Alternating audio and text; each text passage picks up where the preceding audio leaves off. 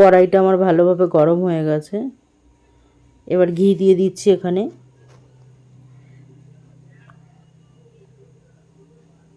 মা অন্নপূর্ণা রান্নাঘরে আবার একটা নতুন ভিডিও নিয়ে চলে আসলাম। তো দেখো ঘিটাও আমার সুন্দরভাবে গরম হয়ে গেছে। এখানে তেজপাতা, এলাচ আর লং দিয়ে দিয়েছি, আর দিয়ে দিয়েছি একটু নুন, কারণ এখন মশলা দেবো, মশলাটা যেন গায়ে ছিটে না আসে। পেঁয়াজ বাটা,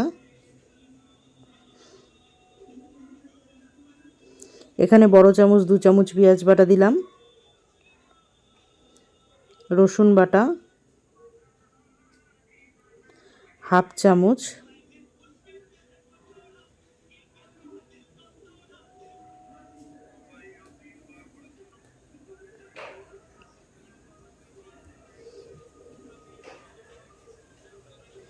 আদা বাটা,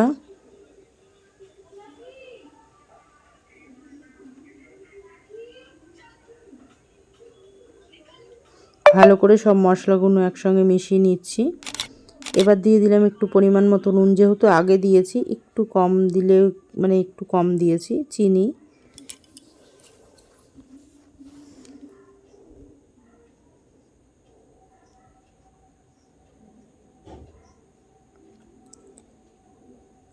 চিরা কাঁচা লঙ্কা,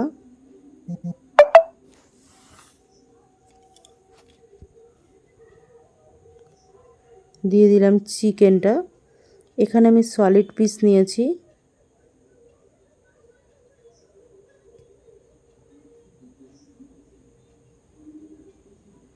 ভালো করে এবার সব মশলার সাথে মিশিয়ে নিচ্ছি।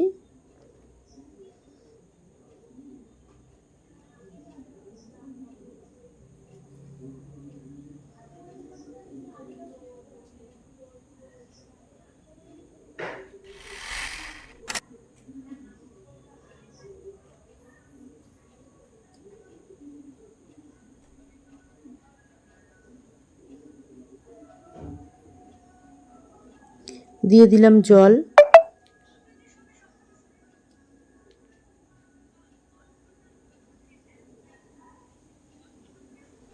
আরও একটু জল। জলটা এখানে বেশি দেওয়ার কারণ তোমরা দেখতেই পাবে।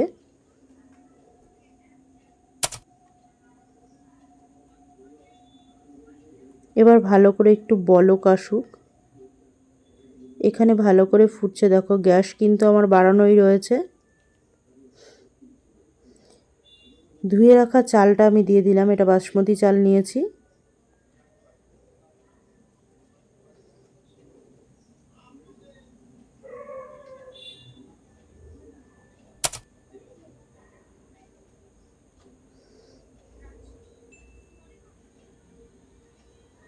দেখো জলটা টান টেনে অনেকটা শুকিয়েছে, আরও পুরো ইয়ে হয়ে যাবে।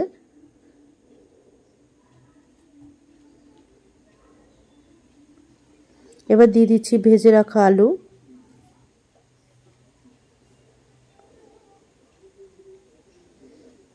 আলুর সাথে মিশিয়ে নিচ্ছি সব।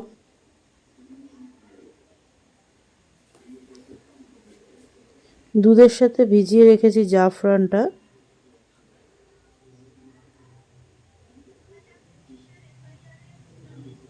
দেখো ভাত কিন্তু ঝুরঝুরে হচ্ছে, জলটা পুরো টেনে যাচ্ছে। এখন আঁচটা আস্তে আস্তে মিডিয়ামে করে দিয়েছি। এখন একটু তলায় জল আছে, সেটাও টেনে যাবে।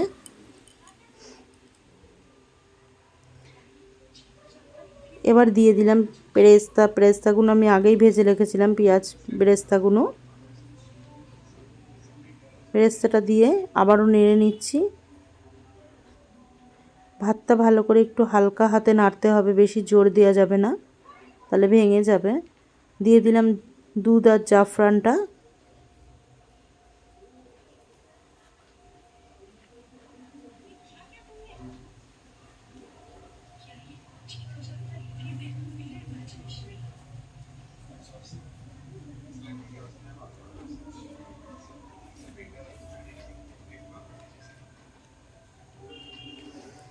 দিয়ে দিচ্ছি আবারও ঘি।